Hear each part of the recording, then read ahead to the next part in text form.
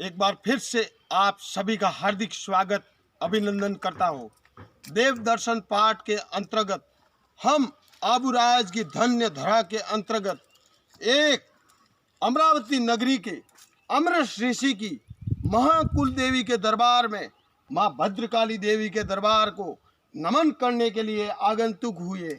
यहाँ मेरी माँ गौ माता स्वयं मेरे को मिली और इसके साथ साथ में हम दर्शन की ओर आगाज कर रहे हैं।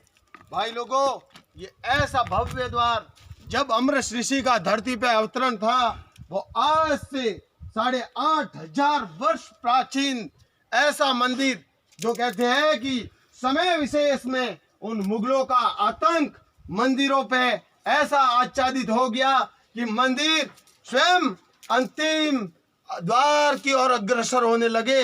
आज जिस रूप में है उस रूप में माँ को नमन करता हो और यहाँ आप जो भी देखोगे ये माँ का प्रगाढ़ रूप माना जाता है और ये सबसे प्रथम द्वार है। ऐसे माँ के आज तक जितने भी द्वार बने उसमें प्रथम द्वार ये, ऐसे माँ के 4 द्वार बने हुए हैं। दूसरे द्वार आज तक कहते हैं कि मिला नहीं, तीसरा और चौथा द्वार मैं आपको वहां तक भी लेके चलता हूँ। इसी के साथ साथ में हम यहाँ के प्राकृतिक नज़ारों को भी दिलों से अटैच करते हुए आगे बढ़ रहे हैं। जय जय श्री राम, जय जय श्री राम।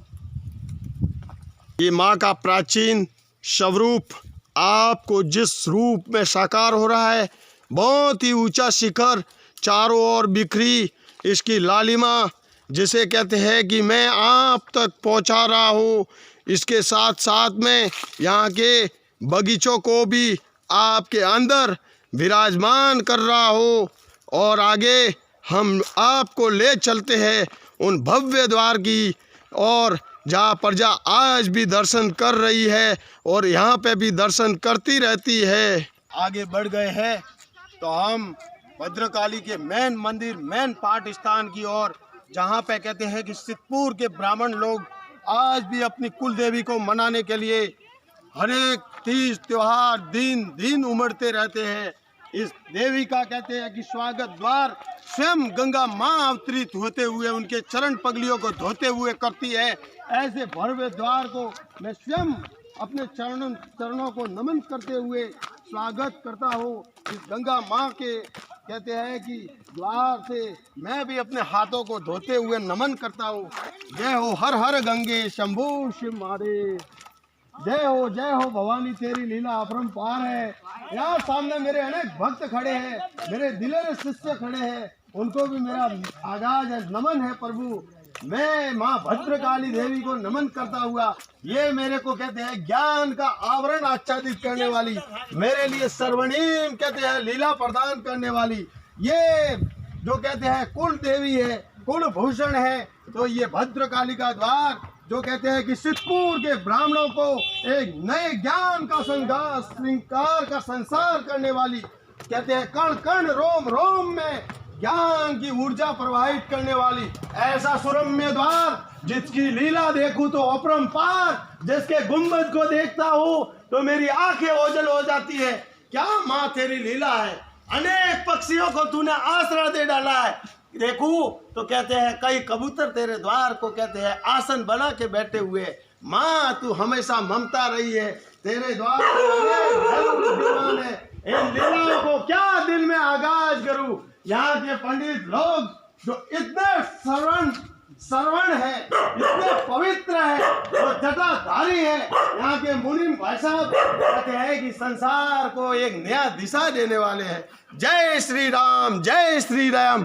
ओम भद्रकाली देवाय हर हर महादेव शंभो। जय माँ देवी, माँ काली देवी, जय हो जय हो जय हो।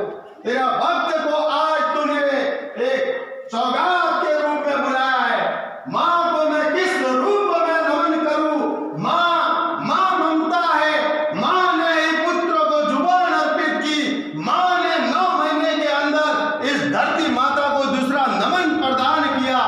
माँ है ममता। माँ ने ही शिष्य को गुरु तक पहुंचाया। माँ को नमन है। माँ के लिए क्या मैं बोल सकूं। या कुंदेन्दु दुषा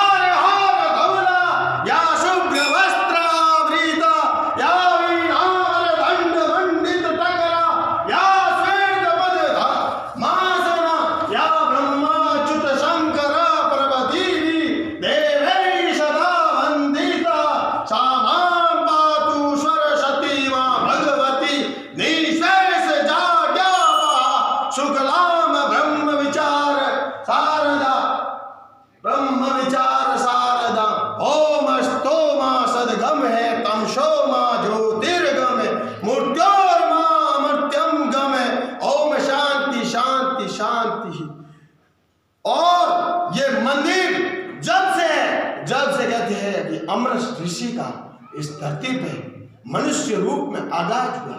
इस अमरस ऋषि ने सोचा कि जीवन क्या है क्या नहीं है, इसको उन्होंने सिद्ध करने का प्रयत्न किया। जिंदे जी भगवान को लेने आना पड़ा और कृष्ण के मायावी नगरी में उन्होंने अपना बसेरा बसा लिया। ऐसी महान नगरियों के अंदर मेरे को स्वयं मां ने बुलावा दिया है कि बेटा आ और मेरे गुणगान का और मस्त हो जा, संसार सृष्टि में छा जा। मैंने भी आग्रह किया कि जब मां ने ही बुलाया है तो पुत्र की जुबान कभी नहीं रुक सकती है। वो ब्रह्मांड को ज्ञान देने वाली मां के अंदर आके मैं स्वयं गदगद हो बैठा हूं। क्या मां लीला है तेरी, मेरे भक्त आ रहे हैं, मैं स्वयं धन्य हो गया। उस धन्य को और कैसे स्वीकारूं, क्योंकि मां का अवतरण ही, मां का बुलावा भी किसी ऊंचे रूप में, क्योंकि अमरस ऋषि इस प्रांगण को ऐसा सजोने वाले, इस मां को ऐसे ऊंचे आसन के शिखरों में विद्यमान करने वाले, जिनके द्वार कहते हैं कि 4 है। पहले द्वार को मैंने नमन किया सामने की ओर, फिर मां के द्वार पे अतिक्रमण आक्रमण, क्योंकि मुगलों के आतंक छा गई। समय विशेष में भक्तों की तादाद छा गई। भक्तों ने देखा कि मां कभी आसन बगैर रह नहीं सकती है। दूसरा आसन इसी मां देवी के पीछे की ओर बना दिया। फिर मां के और भी भगत जात के सिरोही अधिराज महाराजा जी, जिन्होंने फिर से इस लीला को इतना ऊंचा दे दिया कि चाहे बखान करूं जितना कम है। इतनी भव्यता है कि मैं जब देखूं मां के आसन को, मेरे सिर से पगड़ी नीचे गिर जाती है। क्या बोलूं मां, ऐसे पुजारियों को भी मैं नमन करता हूं, ऐसे मेरे परम पिता पुजारी।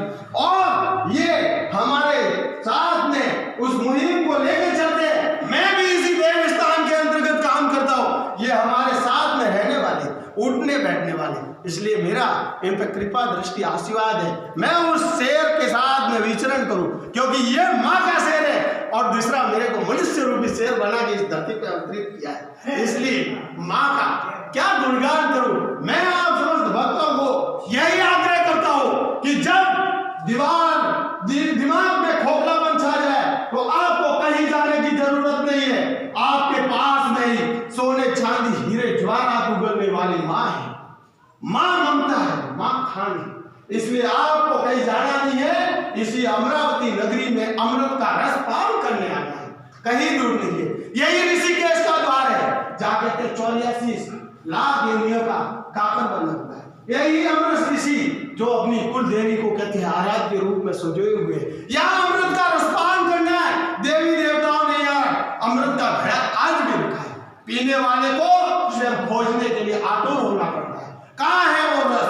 तो रस इसी अमरावती नगरी में अमृत ऋषि की कुल देवी और यहाँ पे 33 करोड़ देवी देवता अपन को कहते हैं कि समय के क्रम के हिसाब से आबू की वादियों में अपना बसेरा बसा लेते हैं। मैं अब जो मां का अंतिम द्वार है उसकी ओर भी हम समस्त भक्तों को इस मुहिम के द्वारा मां के दर्शन करवाते रहूंगा।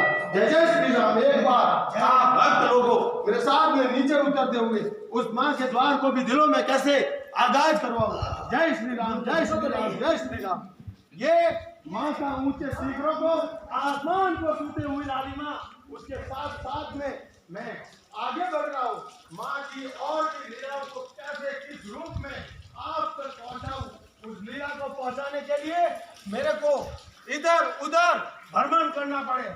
जुबानी है, मां ने कहते हैं जब खाना दे दिया है तो उस खाने का मैं सदुपयोग मां के द्वार का किस रूप में करूं, तो मां के लिए मेरे लिए शब्दों की कमी नजर आती है।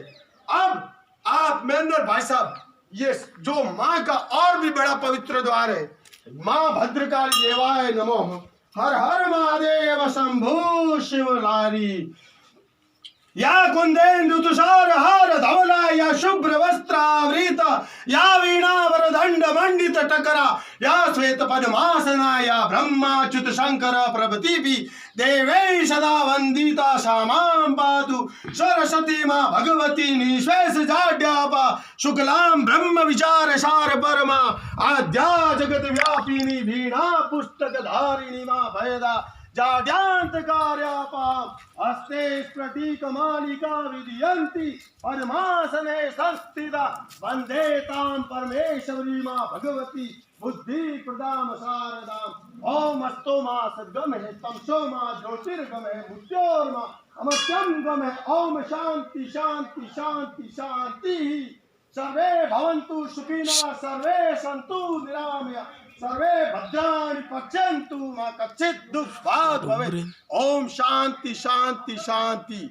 समस्त भक्तों को आग्रह करता हूँ कि ऐसे पवित्र द्वारों पे अपने दिल को ठंडक पहुंचाने के लिए, अपनी ललाट पे चंदन लगाने के लिए, क्योंकि यहाँ पे अमृत ऋषि ने चंदन बोया है, उस चंदन को, चंदन रूपी श्वास को अंदर आगाज करने के लिए इस भूमि को नमन करने पहुंचना। ऐसे द्वारों की और अपना शीश मुकुट अर्पित करोगे तो चंदन मुखी बन जाओगे। ये ही है चंदन नगरी, इसलिए आपको आना है, मेरा नमन स्वीकार करना। जय श्री राम, जय आबूराज, समस्त सृष्टि लोक की जय।